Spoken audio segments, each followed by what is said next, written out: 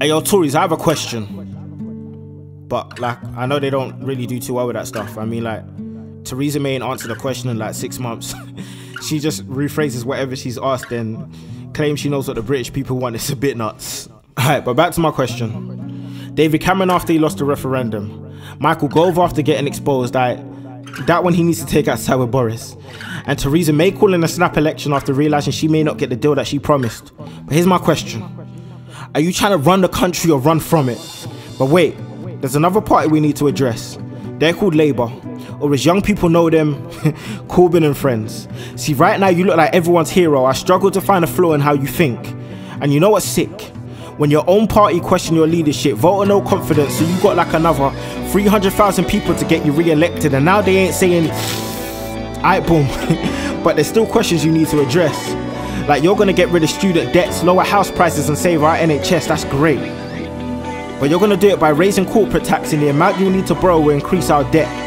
Are you just an ideological thinker who's too deep in to turn back? Because raising corporate tax and living wages is great for the workers, but what about the small businesses that need to pay? Because companies are struggling to survive now. So when you speak about little people, are you forgetting the little people that help the little people? Are you treating entrepreneurs and workers as if they ain't equal? Alright, boom. Let me break it down, because this politics stuff can be confusing. So after the referendum, May was questioned on if she'd hold a general election, and she said she wouldn't do it.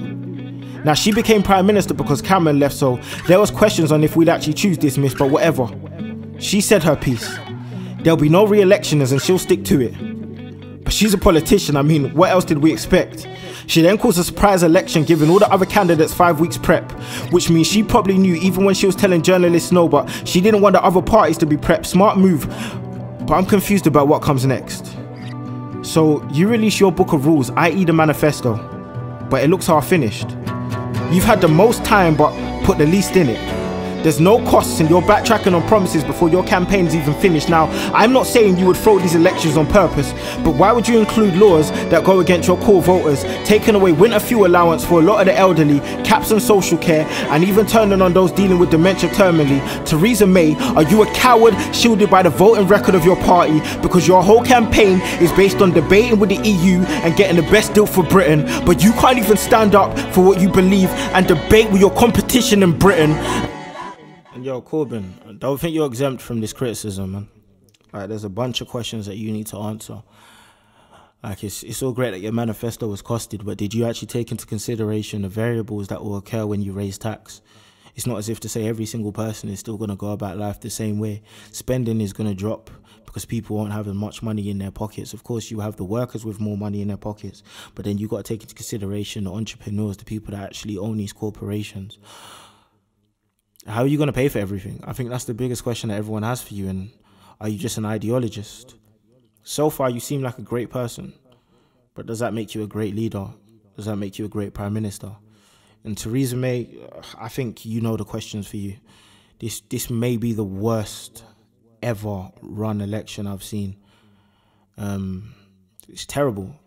And that might be the reason why Labour could win on the 8th. And I'm somewhat confused about the treatment indifference from Corbyn to May. It seems like May keeps getting questions on her policies while Corbyn gets questioned on his character and former decisions like his connection with the IRA.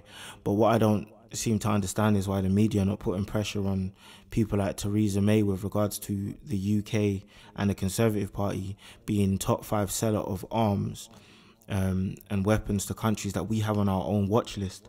And just to wrap things up, yo, for anyone that thinks that, you know, there's a chance of Labour winning because you're seeing polls on Twitter where they're winning and these YouGov polls, look, right now it will take a miracle for Labour to win. So if you actually want that to happen, you need to get up on June the 8th, go and vote. If you want Conservatives to win, you probably don't even need to show up to the voting poll, to be honest.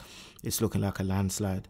So yeah, regardless of who you want to vote for, I hope this information has helped. Please Google, research, get up on June the 8th and vote for who you want to run the country, because it's going to make a massive difference whether you believe it or not.